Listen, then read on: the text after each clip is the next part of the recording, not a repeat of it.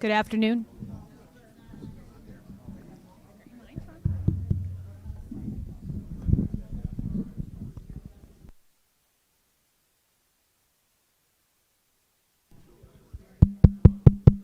Just really quiet.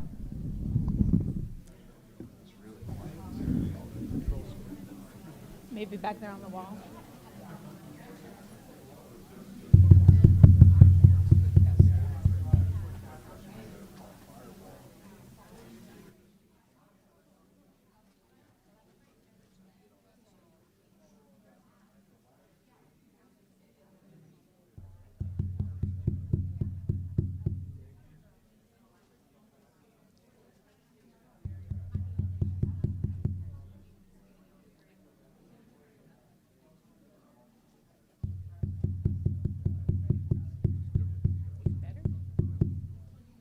Testing.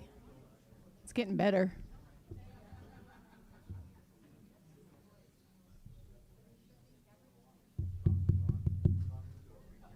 Testing. It's getting better. Can everyone hear me now? Yep. I think we're good. Okay. Good afternoon, everyone. I want to thank you all for joining us today. Welcome to the Scottsbluff-Gering United Chamber Government Affairs Luncheon. I'm Dawn Wolf, and over helping me be heard is Bill Boyer. We are the co-chairs for the committee. Karen asked me to review just quickly what the Government Affairs Committee does in case any of you have a burning desire to join our committee. A few of the things that we do: we monitor legislation on the local, state, and federal levels, host today's luncheon, which is a State of the Valley address, which includes the three cities and the county. We host the pre-legislative event, which will include the governor and state senator district from 48, which there are notices on your table, will be held on November 23rd, and we hope to see several of your faces at that as well. It'll be breakfast. We'll try to come up with a dinner somewhere down the road for you. We host the annual Lincoln legislative trip during the session, and that will be held on February 1st and 2nd in 2022. We host Roles and Issues bi-weekly by teleconference with District 48 Senator, which currently is Senator Stinner. We host candidate forums prior to primary and general elections. And then we'll submit letters of concern to government agencies and representatives on issues when we feel it's warranted. So if any of that seems really exciting to you, we would love to have you join our committee. We always need volunteers. At this time, I'd like to thank the sponsors for today's luncheon. That includes Western States Bank, Allo Communications, Northfield Retirement Communities, Hampton Inn and Suites, Mobius Communications, and Rural Radio Scottsbluff. At this time, we're going to go ahead and get the show on the road, what you came here for. And today we will start with the County Commissioner Chair, Ken Meyer.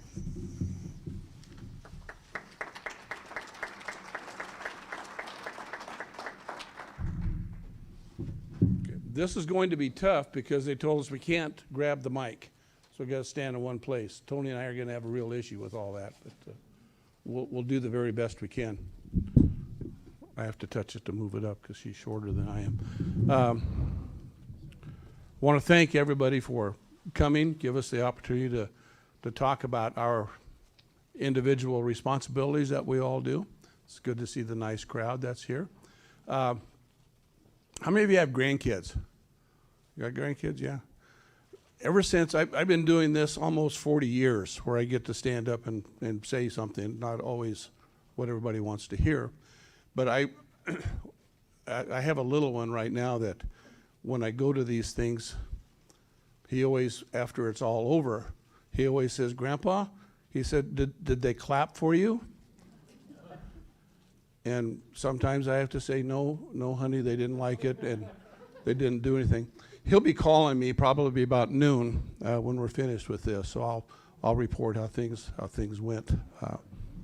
He's a sweetheart. He's just a little bit. Not yet. Not yet. I'll let you know when it is. All right. For those of you that are 65 and older, you probably understand about waking up early in the morning and not being able to go back. I've been up since 2 o'clock, and I put this little presentation together this morning, so I'm not exactly sure what's in it. So we'll all be surprised as we go. But the good part is, do you know what you can buy off of TV at 2 o'clock in the morning? Some of the coolest stuff. This morning they had a little thing where you take the sliver of soap and put it into a thing and put water, and then it makes hand soap. And the good part was I got in on it where I could get one free if I just had to pay the shipping and handling. So the kids will be getting those for Christmas, and I hope they appreciate all of those. But you can buy some really, really neat stuff. We'll get going here. This shows a picture of our board, our management accountant. I'm talking like I'm going through puberty here, and I don't understand that. County attorney. And I'll have to say, I am so proud to be part of this group. Probably one of the best, I won't stay up, probably one of the best boards that I've worked with. There's diversity. Everybody brings a little something different to the meetings. We don't always have 5-0 votes. We have split votes. That happen quite often, actually. And I appreciate that. But when we're done, we all walk away and we're still friends. And I think it's a great group to work with. Talking about the fiscal health of the county, and I won't bore you with all the numbers. You can look at all of them. The general government administration capital funds are at $18 million. Law enforcement takes $14 million. The comm center is $2 million. Roads and roads department is right almost $8 million, and our Tri-City Roadrunner is about $1.5 million. And I'll talk more about roads when we get into that. Those numbers will probably change next year. We were notified by the city of Gearing that our water rates are going to be going up. Where's Pat?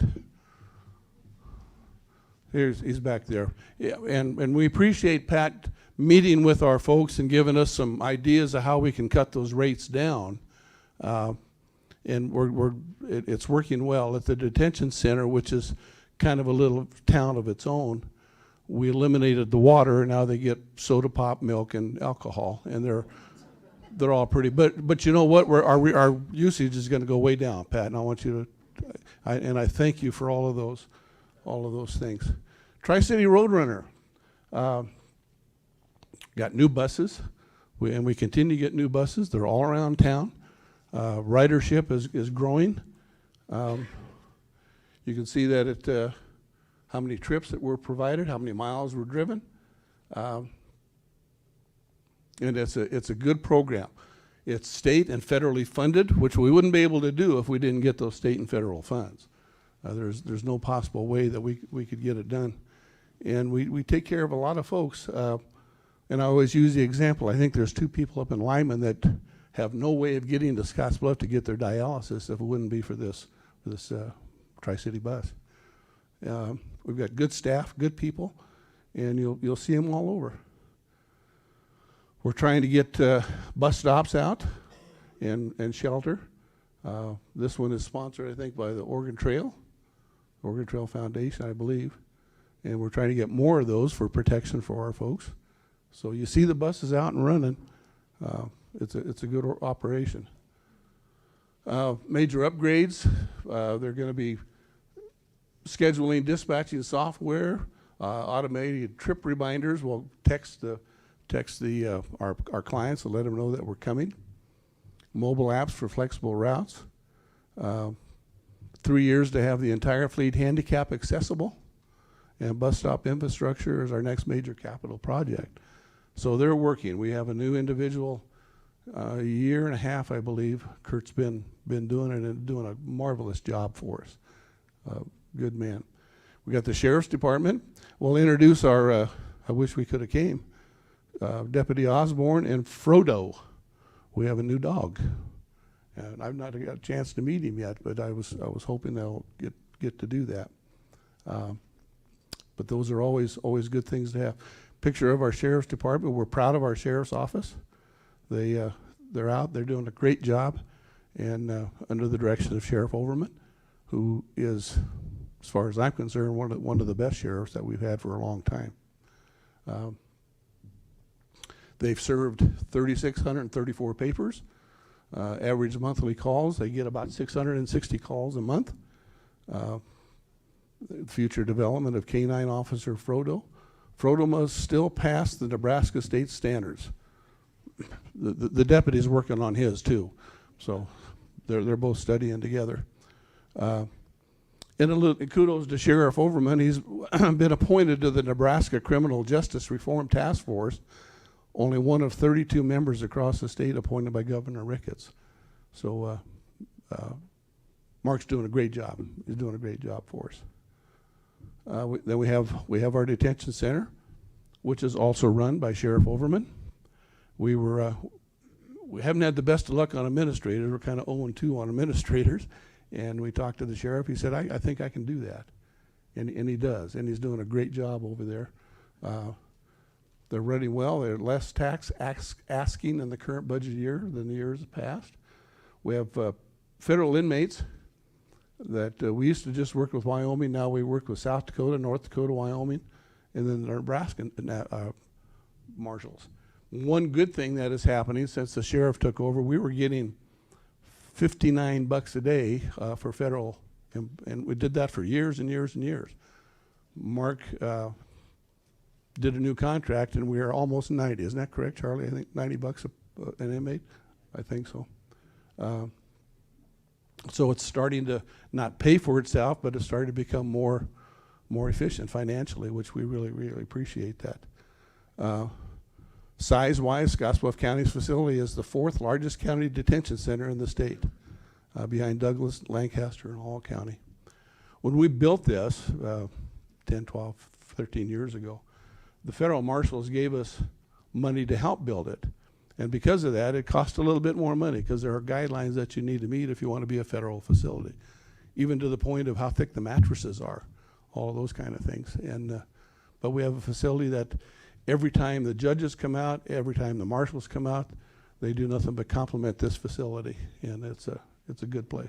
I shouldn't say a good place to go, but if you need to go there, you're in one of the best.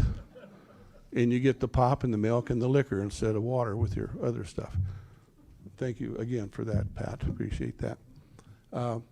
Communications Center, I'm sure you've all heard about the upgrades we're doing in that, about a $7 million upgrade in communications. All of the cities are jumping in, helping out with that sort of thing. So we will have some great equipment. Ray Richards is no longer with us. He decided to retire. He's going to be missed, but we hired a young man. Help me quickly. Where's Lisa? Tyler Rexis, who was a local individual, brought him back here, and he's doing a great job putting things together under the direction of Troy Brown from the sheriff's office again. Troy is kind of heading all that up for us, and we appreciate all their hard work. We're looking at the statewide radio is coming, the benefits, connectivity with agencies across Nebraska, better service, updated communications, improved continued continuity of services. Average monthly call volume is about 6,000 a month. Those are the calls that are received at that 911 center. We have our roads department. You see the picture of Stiegel Road. And even though there was some controversy, not so much with us, but with other folks, we got 7 miles of that 12-mile road done. And we did a couple more miles over what we had originally done. It's a good road. It's a great road now. You don't have to worry about breaking out the back window of your pickup truck and hitting a pothole in it now. So we're pretty proud of all of that. We did purchase a chip sealer. We can do roads. We can do a mile for about $25,000 on chip seal. So we hope to get more of our oil roads done and get some of those out. It'll never be good enough for everybody, but it's going to be better than what it was, I can guarantee you. The tourism projects, we've got a great tourism group. Brenda Licey is the county representative to the tourism group, and they've done a lot of good things. You can see here they helped out with, I think it's what, $40,000 towards that 23 Club complex, which is a great addition for the city of Scottsbluff. They brought in the state girls golf tournament, and they're going to be bringing in the boys state golf tournament, which will be divided. They'll be playing in Gary and in both the country club. And that's a real boost to our economy when everybody shows up. They've done the Monument Marathon, which has been done for several years. Oops, I got to go back. I don't want to jump into. Oh no, I'm all right. And then I've got just a couple other comments I'm going to make that I did early this morning, if I can find them. And we'll get through this quickly because I'm going to go home and take a nap as soon as we're done. This is called State of the Valley. That's what we're doing. And I want to give you my impression of what I think the state of the valley is. I saw a billboard here a while back that said, Nebraska Together Strong. And what it really should read is Scottsbluff County Together Strong.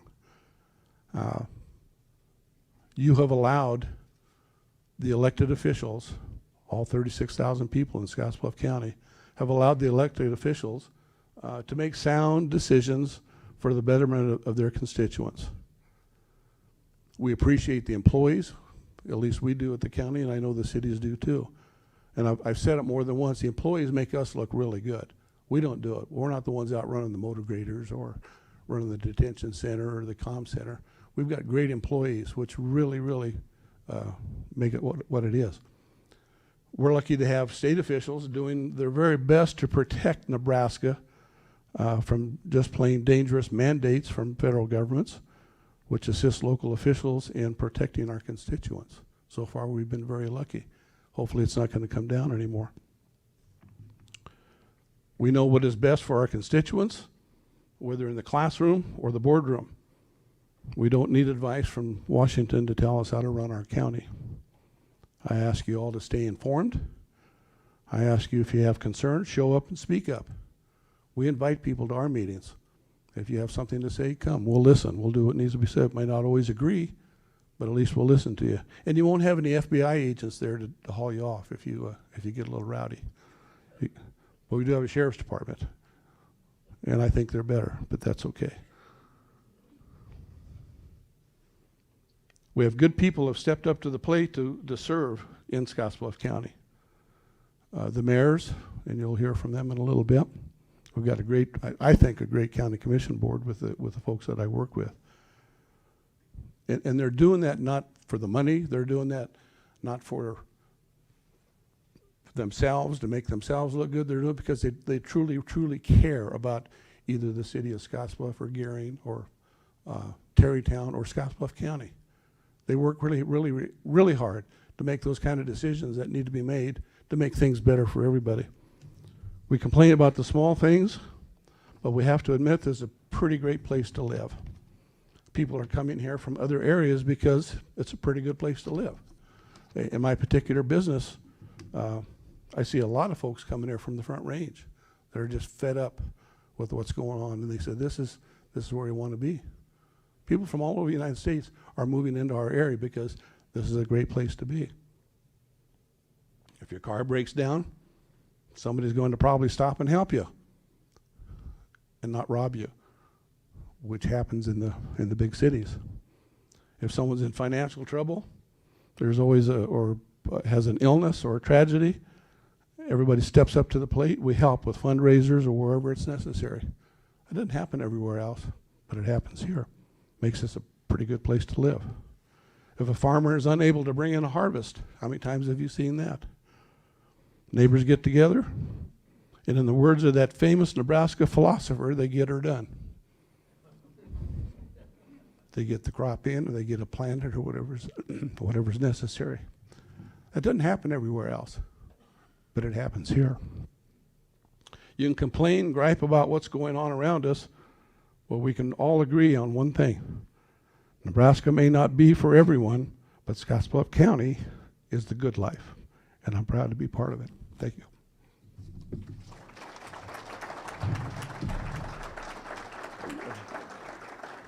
Now I'd like to introduce Jeannie Merrigan, the mayor from Scottsbluff.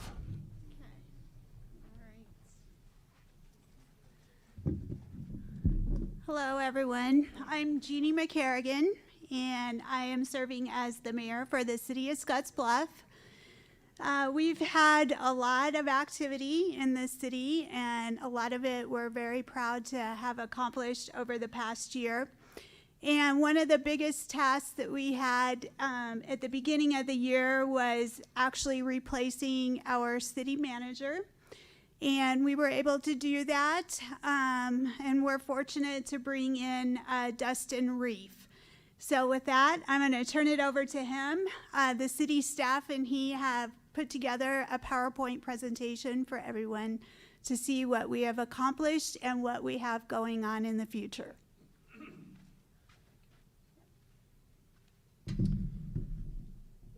I think it's afternoon already. You talked too long, Ken. So one of the most recent things we had with our city council, we appointed a new council member Selena Lerma, and she's just starting to get acclimated, and it's really great to have a 5-member council again. So our budget for the next fiscal year is about $47 million. That's a 1.5% reduction from what we had last year. As you can see, a big portion of that is capital expenditures, and we'll get into discussing some of those of what we're planning and what we have done in the most recent year. And as you can see, our debt service is $1.4 million.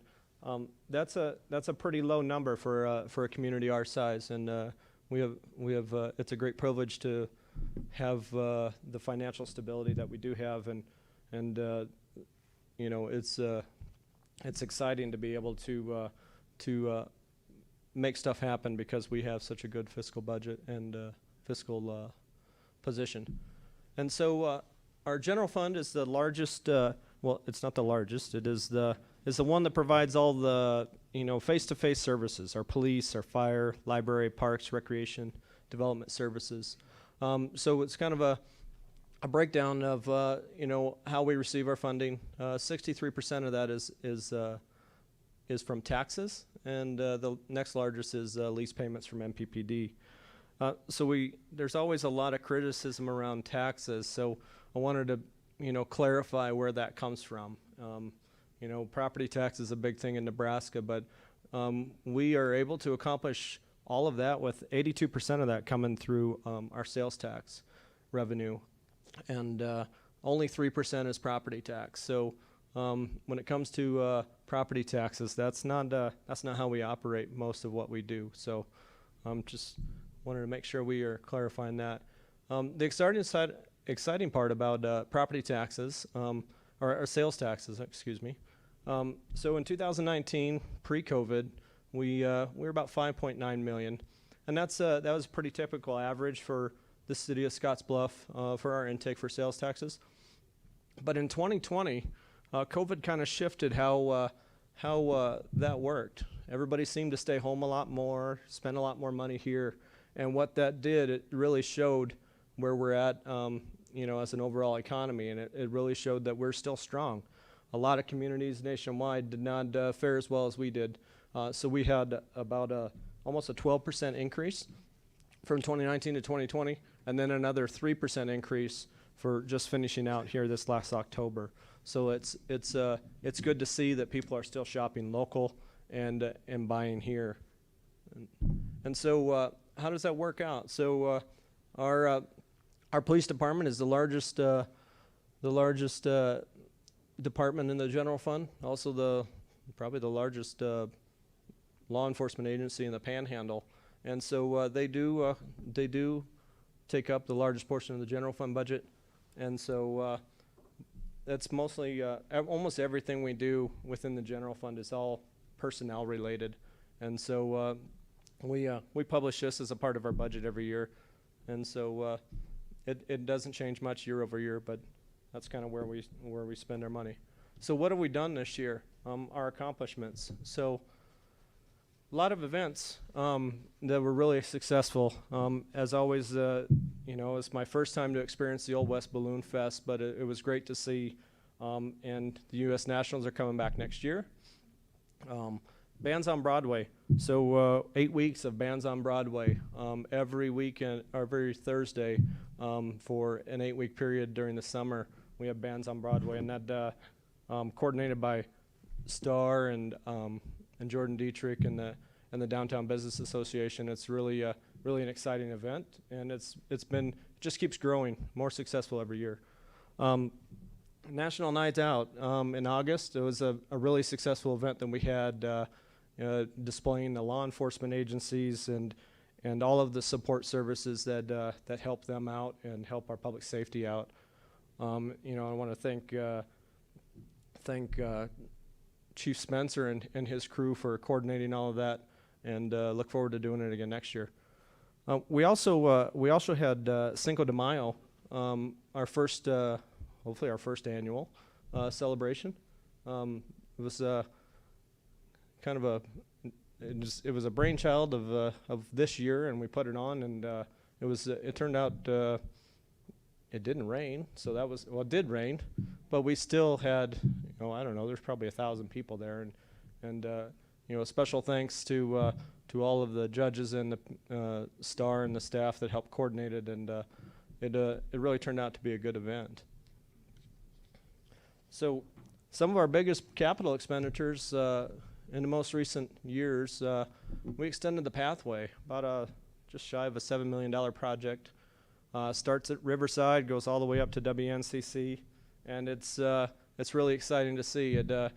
We added a new landmark to landmark country with the new bridge, and it seems to be going over very well. To add on Ken's comments, the 23 Club complex is nearly complete. I think we're down to just doing some sod in between the fields, but it turned into a great project for the community, and hopefully we can get more community-wide tournaments, and it's a great to help support our youth and their activities.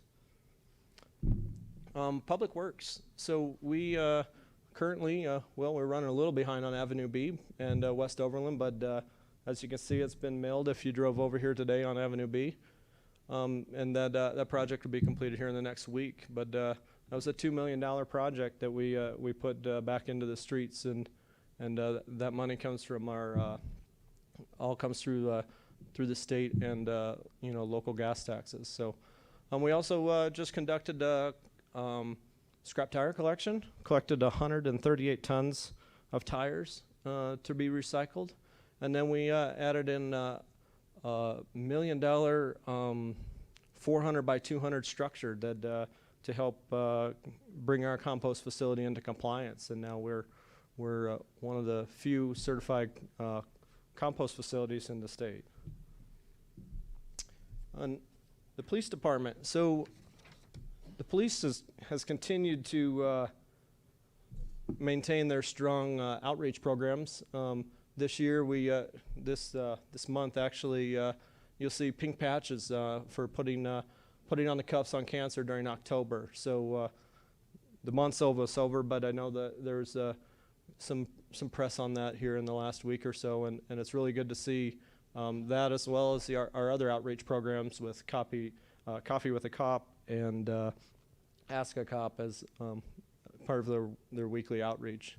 One new thing we got coming, we also have a K-9 coming to the department yet. We haven't seen it yet, but we're getting ready to take that on. I believe they're coming from the city of Grand Island. And so that's kind of exciting, and I want to thank the officers. It's been they're doing a great job at keeping that up. And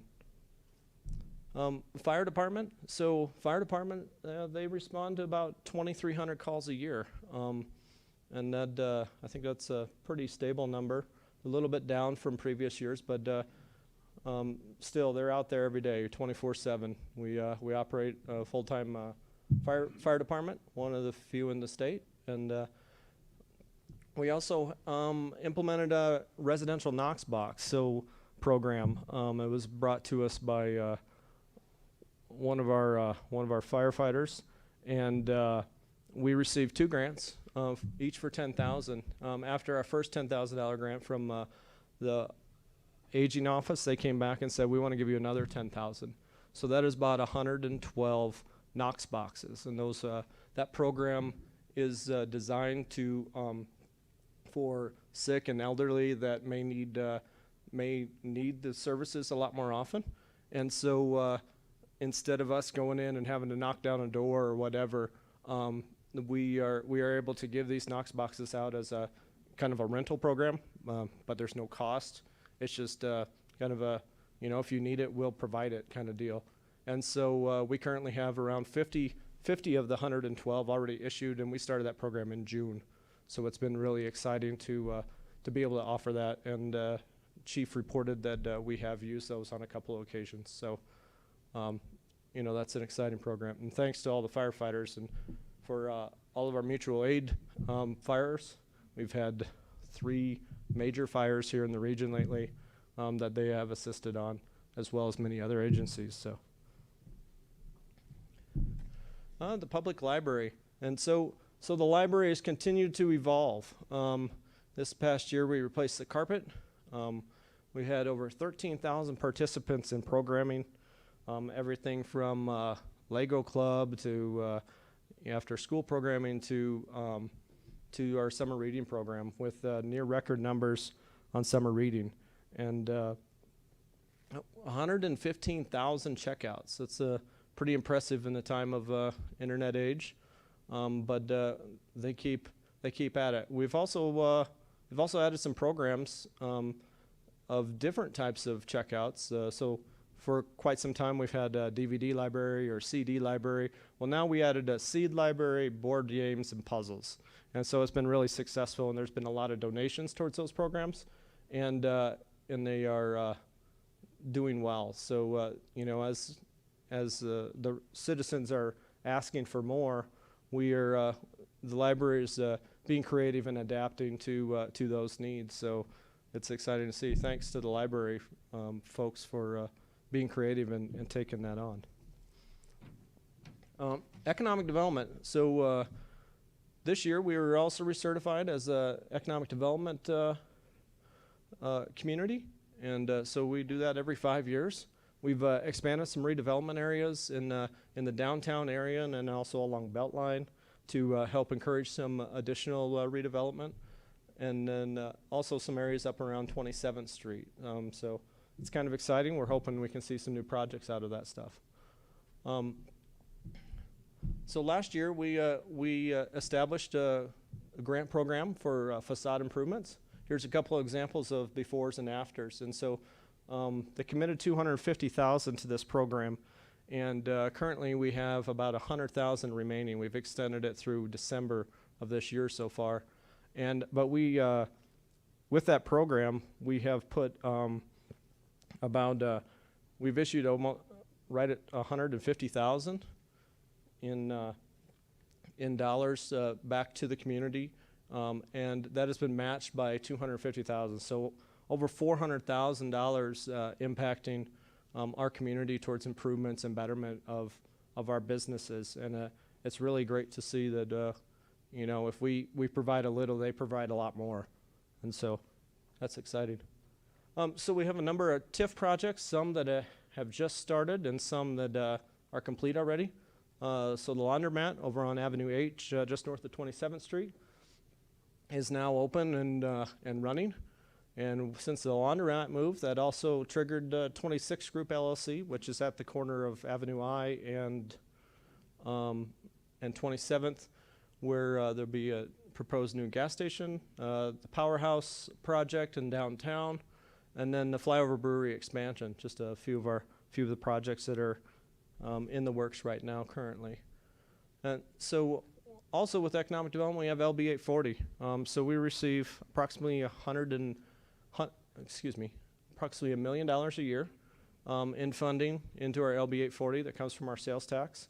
And so we take and reinvest that back into businesses that are producing good quality jobs. So as you can see, there's a pretty long list of businesses, some new, some who've been around a while, but we're still growing and we're still expanding, and it's showing in the quality of the jobs they're producing, but also in our sales tax revenue and everything else we see in the community. Housing. So this past year has been an interesting thing with housing.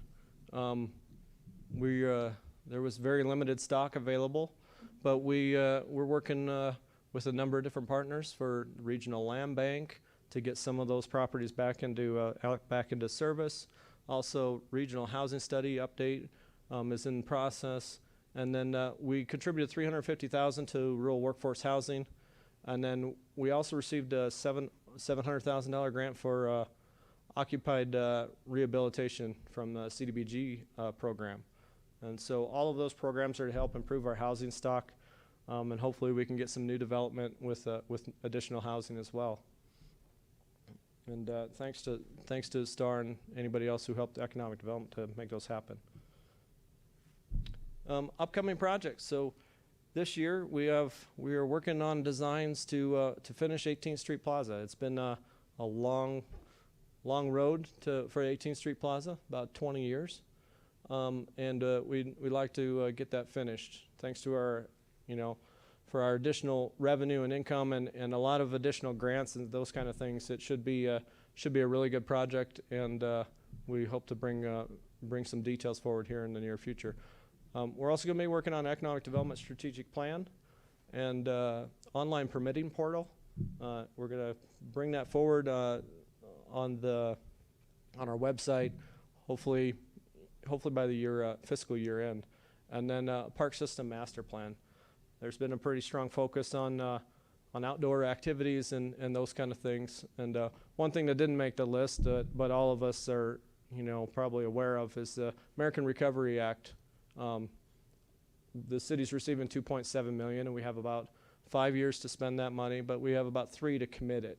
And so we'll be starting a public process to look at all of the potential projects, kind of prioritize them, and then set a plan in motion to make the biggest impact we can from federal dollars we received.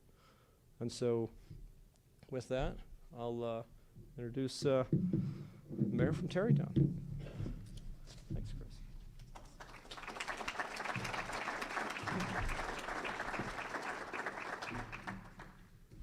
All right, well, this is the largest group of people I've talked to in a long time because we don't get this many people at our meetings. I'm Chris Peralta, I'm Mayor of Terrytown.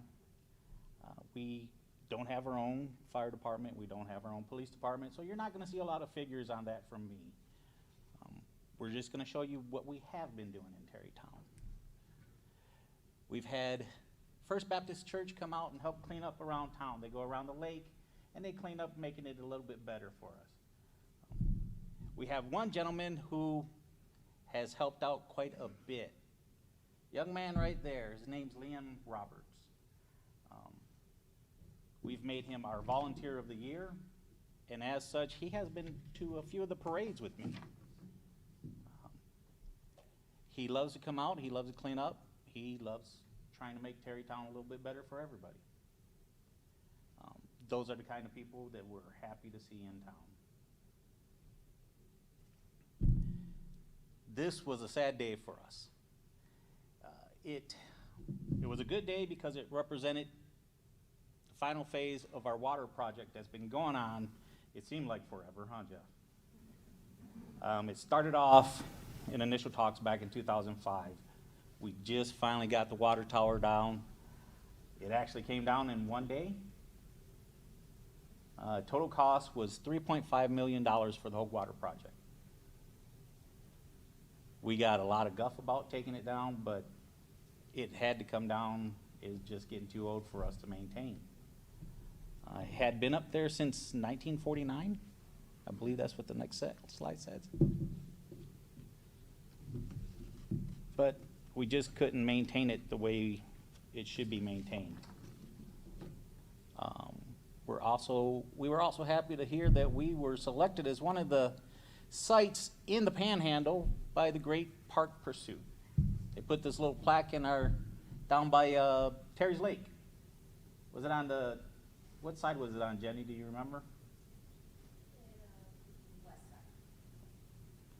And you could go and you scan it and take a picture, and they explain it all. I never did it. Always wanted to, just didn't have time to go down there. Every time I go by the lake, I forget about it. So we were able let's see. Yeah, Lake Minotaur is the only other one on there from the Panhandle.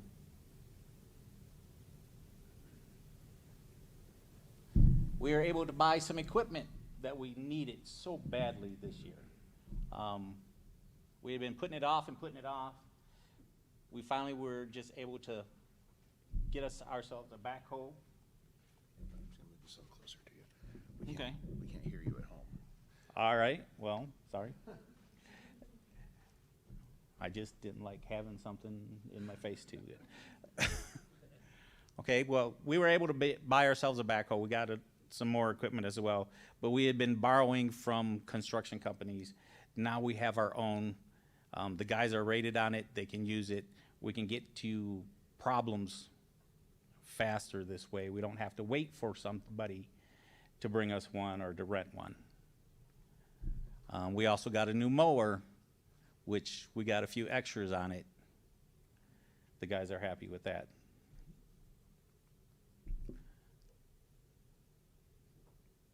The Carpenter Center, Ninja program. This is a little brainchild of theirs. I guess they have like a ninja wall. You've seen, the American Ninja programs. This is based off of it. They have the wall that they can climb. They can do all these crazy exercises and try to get going. They have over 100 kids already in this thing, and they have more that want to join.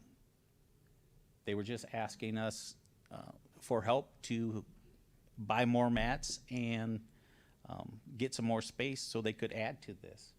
So it's something that's really picking up there in Terrytown, and we're proud to have them there.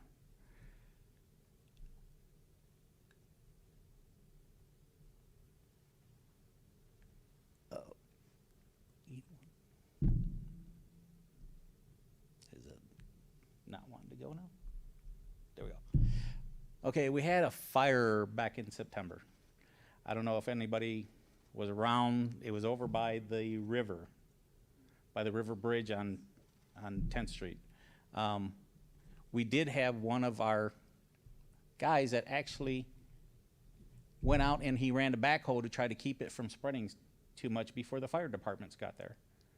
Robert Blanco hopped on one of our backhoes, the very backhoe that you guys just saw, and was making sure that it did not spread too much, so that way fire departments didn't have to fight too much. I know Scotts Bluff showed up, Gearing Fire Department showed up, and the Rural Fire Department showed up.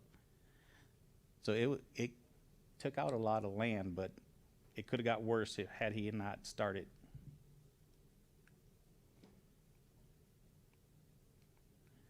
Hey, see, technical difficulties. Oh, and then I got to have some fun being in parades. As you can tell, I'm not really comfortable being in front of a lot of people, and I don't really like being up here too much. That's why I've been mayor for 2 years already, and I've always had somebody else come out and do these things. But thankfully, we're getting everything cleaned up. We're trying to make Terrytown a little bit better for people to live in, a little bit cleaner, so it's a little bit more appealing to the eye. And we've been rewarded with that because we've had some more businesses come in. We got Badly Bent that went into the old pond. We have Panhandle New Beginnings. We have the Skill Games and Building Blocks Daycare. All new businesses just started within the past year. We also added, since I've been mayor, we've added a code enforcement officer who goes around, makes sure everything's getting cleaned up. She's full-time, Ann Riker. We now have 3 full-time maintenance men. We used to only have a full-time, part-time, and a seasonal. We've got them all full-time now to try to keep the problems down. We're trying to hire another person in the office. We just sent out, or we just got applications for somebody to be in our office to assist our city clerk to try to get some of the workload off of her, because that water project we just did is making a lot more work for her. We also have planned this year to try to clean up a lot area in Terrytown that we found out was ours. We're gonna try to clean it up, and hopefully later on, we're gonna have a city hall there. We also plan on doing an asphalt overlay, said that right, Jeff? Of one of our streets there. It's gonna cost, oh, let's see, Jeff told me. That's why I gotta write notes. $250,000 just for that. Our city hall is gonna cost twice as much as that, which I don't know if the city council is gonna like that, but I'm trying to get it for us. Something nice, something of our own. And with that, I will get out of here and I will introduce Mr. Kaufman.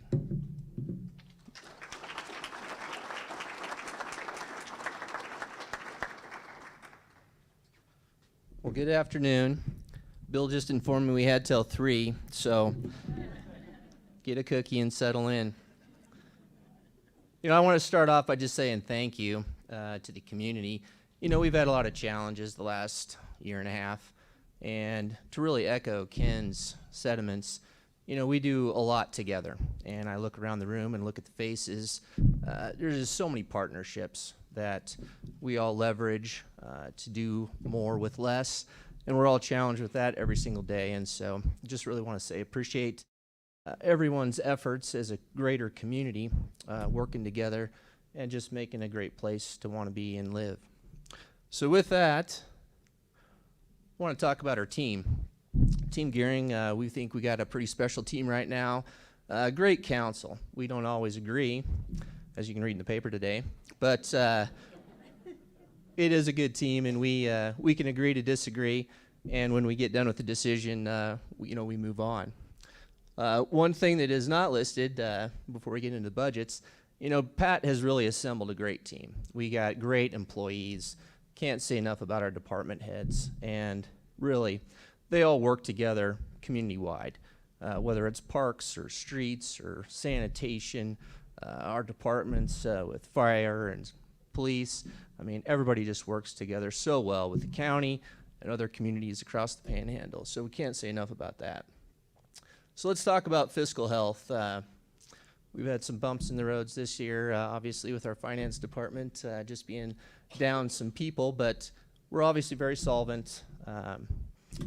We got plenty of money to conduct business and do what we need to do, and plenty of resources and reserves. But really want to make sure we give a shout out to Scottsbluff. Really appreciated them lending a helping hand this year, lending us their finance director for the year.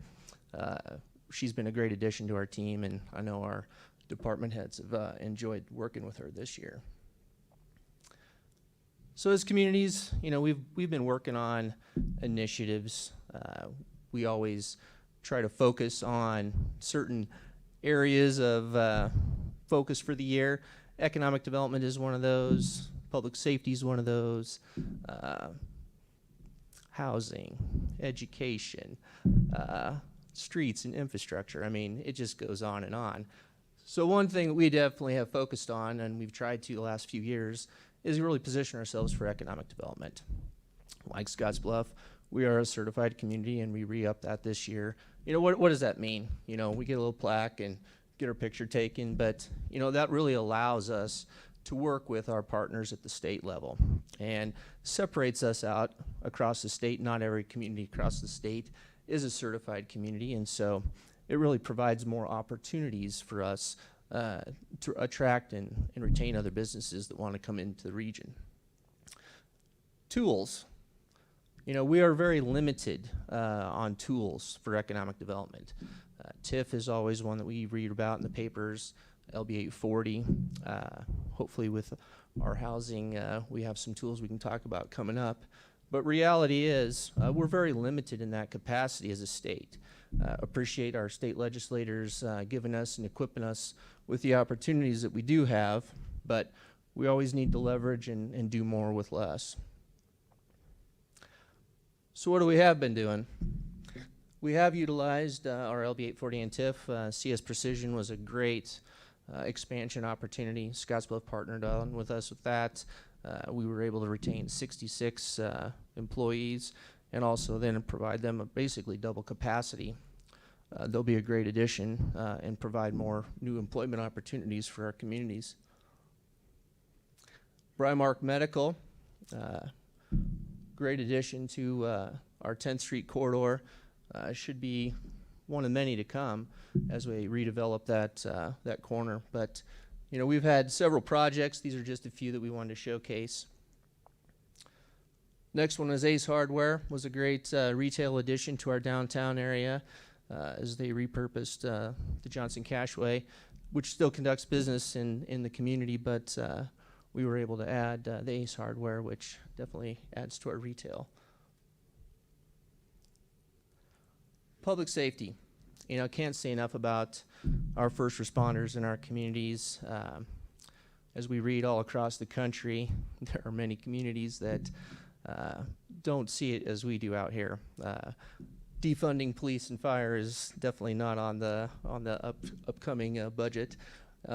Can't say enough about them, but one thing we have tried to focus on, and Chief and his team has really done a great job, is really getting out in the community and doing more outreach. This showcases them participating in the 9/11 anniversary and planting some flowers at one of our elementaries. We also get out and do some shopping for students programs, and those are great opportunities. Another one that we did this year is working with Gearing Public Schools on providing some public safety academies. We got numerous agencies that they work with as well.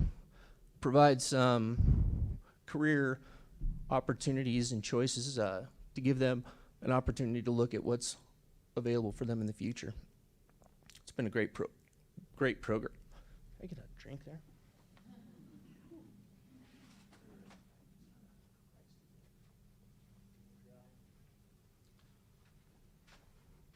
Sorry, I'm a little dry today. No, this has been a great program, and we've had six students in the program right now, but hope to add as we go forward in the future. Other public safety, you know, can't say enough about our fire department. Probably one of the best volunteer fire departments in the state.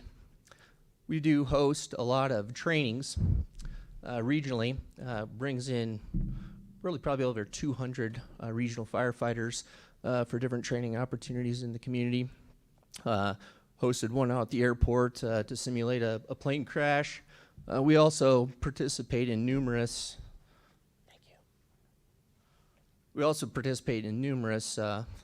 larger fires in the region. We sent folks to Crawford, Banner County, all over the state.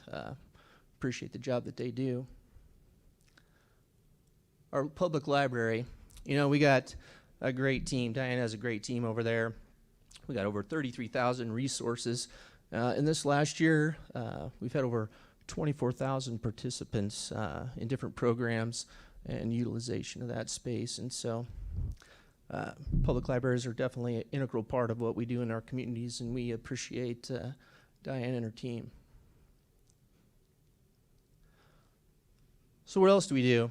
You know, as cities, you know, we provide city services, and we provide streets and roads, and we provide power and make sure your toilet's flush, but being part of your community is really huge in any organization, and can't say enough about our community here.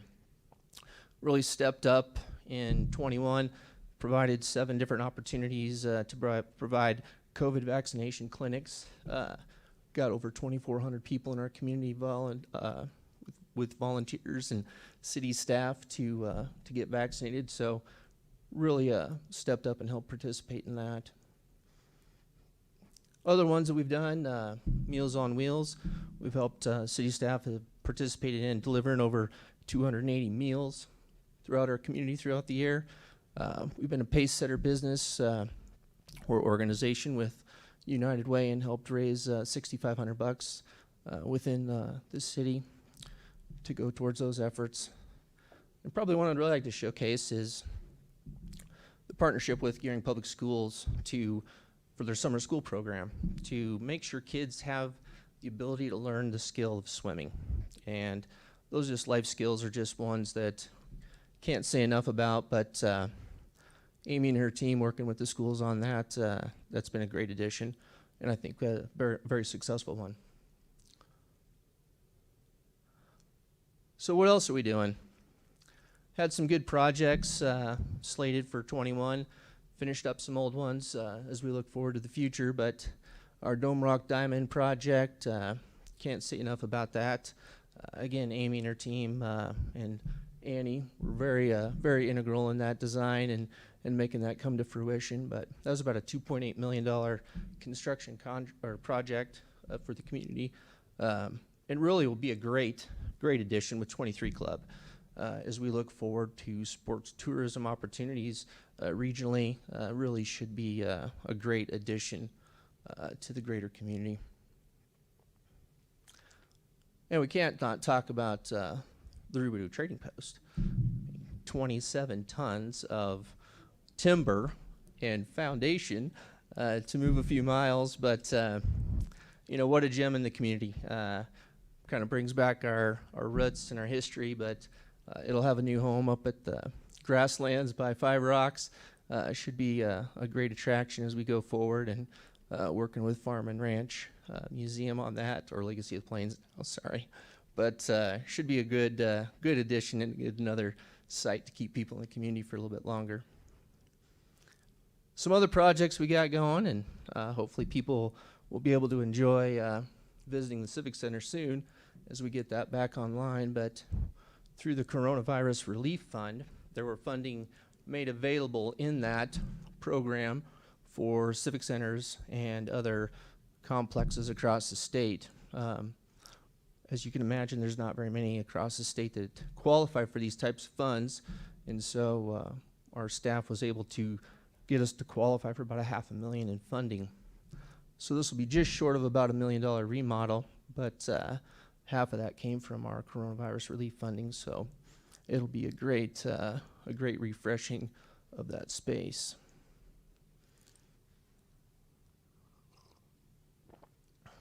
Tourism has been a long investment, I think, for our entire county.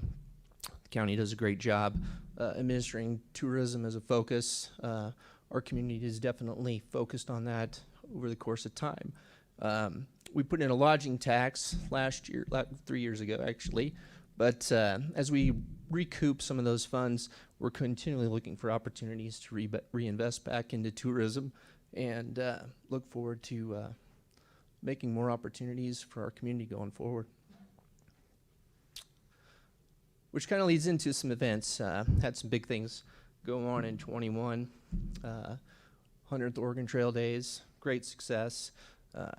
Car show, I think, had 5,000 in attendance.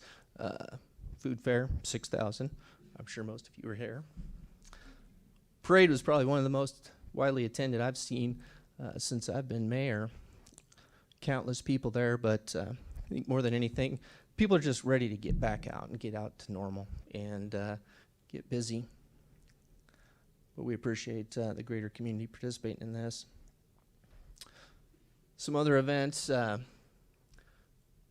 U.S. National Balloon event was fantastic. Had 47 pilots from all across the country come and participate. Really, community comes together amazingly. Tons of volunteers to help make those teams successful and the whole thing a success. So let's look ahead. We got some things on the horizon that, as a greater community, we need to make sure we're aware of. First one is our partnerships. Land Bank, LB 424, was a huge tool that Senator Stinner championed last year. We're working to be one of maybe the first ones in the state to get this in place. This will really be an opportunity for us to reinvest in some of our corridor communities and address really much needed housing needs. There's a lot of resources that are needed to clean up properties, help clean up neighborhoods, and get some reinvestment in some of our neighboring communities that do have available housing. So what is a land bank? It really allows a group, there's going to be about 3 different funding mechanisms for that. The municipalities will kick in, private sector will kick in, and then we should have some philanthropic. Peter Kiewit specifically helped fund the Omaha model, and they have expressed interest in participating in the rural ones. With that money, we can acquire, if a house needs to come down, we could tear it down, clean off the lot, and just get it ready for developers to develop again, which should prove to be a great activity.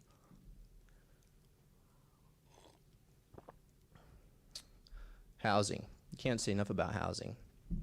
Land bank should be a great opportunity for that. Dustin talked about several different initiatives. Housing is definitely on everyone's radar, as is labor to go with it. We just need people, but we got to have places to put them. And so we definitely are working on that as a greater community with all our partners to help make this happen. And last but not least, LB 357. You'll probably be hearing a lot about this. It's really another great tool for communities to leverage some sales tax dollars. For us, we're really going to focus on infrastructure. We got 100-year-old water mains, tons of street projects.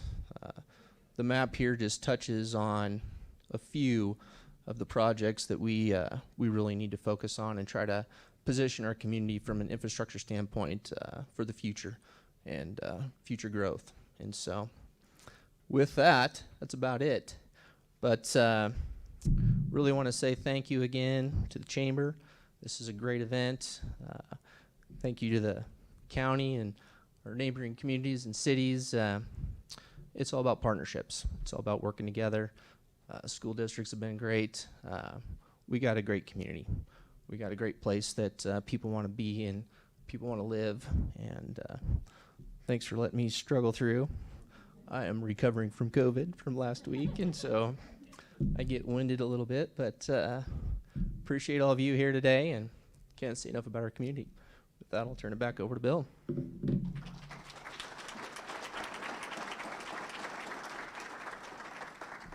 So we do have a few minutes left. If anyone has a question they want to ask one of the 4 individuals that spoke today, we'd be happy to entertain a question or two if anyone has any. Yep. So I received some email from basically talking about President Biden's federal mask mandates and how it's going to affect anybody who accepts federal funds. How are the cities managing that as we're going forward? Currently, I have not signed anything that commits the airport, but once I do, and I think it's coming, anybody that takes a federal dollar who works for the airport or who takes federal dollars as a project for the airport, I mean, that means my fire departments, that means signing contracts, but even anybody that touches the airport will have to have a total vaccine. Go ahead. I'll bring Dustin up here. He's eager to answer this. So from the standpoint of the city of Scottsbluff, and I believe because we are over 100 employees, we're probably one of, I know that it doesn't impact Gary in the same way it does us, but I mean, we're really looking for the guidance from the League of Municipalities, and we haven't really gotten that yet, and but we're constantly looking for that and in communication with them about it. So I haven't received that email yet related to federal contracts, but I know it is something that is concerning. I mean, that's how we got our pathway done. Those are federal and state dollars. So, yeah, we're keeping an eye on it, but haven't committed anything yet until we get more guidance from the league.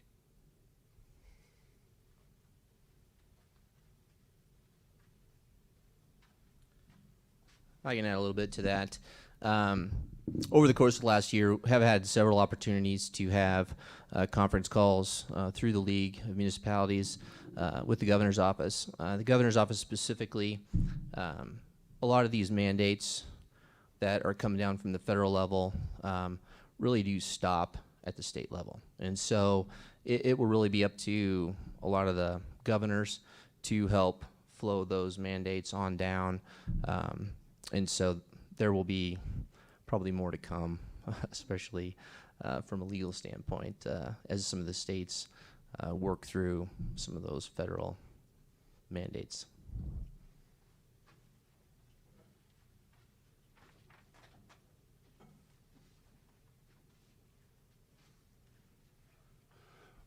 We are lucky to have Charlie Knapper, one of our commissioners, is also the president of the NACO organization, National or Nebraska Association of County Officials, who is in contact a lot with state senators and the governor. And we're keeping our fingers crossed. And I think, Tony, you mentioned that it stops at the state level. And as I said in my presentation, we do have a state government that is out to protect us, and we hope that that all continues. You know, if you've got 100 more employees, you're going to get vaccinations. I'll give you an example. If it hits Scottsbluff County, we're going to lose 2 commissioners, because neither one of those are vaccinated, and they didn't feel that they needed to be. So that's where it hits home. That's where it hits home. So I would encourage all of you to talk with your legislators, and let everybody know that. And I think I mentioned it in my presentation.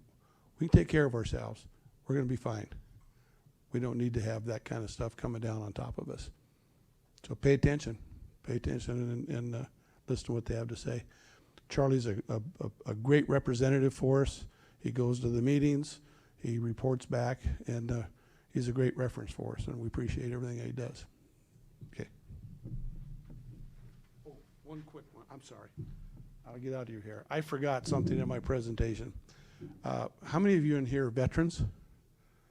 Yeah. We're going to be losing John Brem. He'll be gone January, I believe.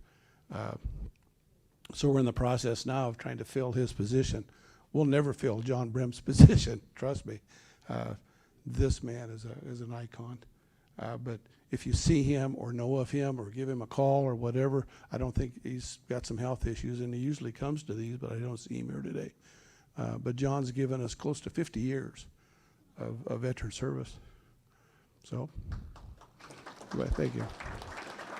I will pass on that applause to him, but I forgot to mention him in my deal.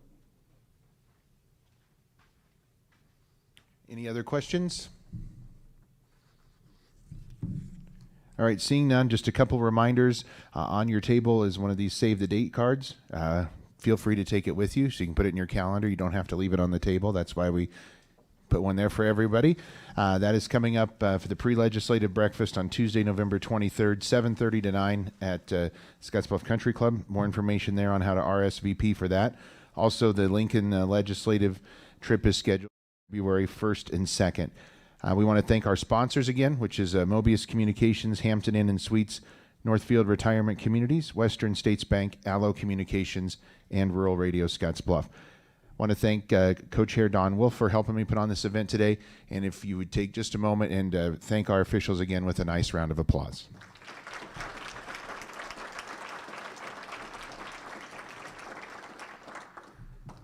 And with that, I think we're adjourned. Tony will be around for another 2 hours and 10 minutes if you have any questions. Thank you.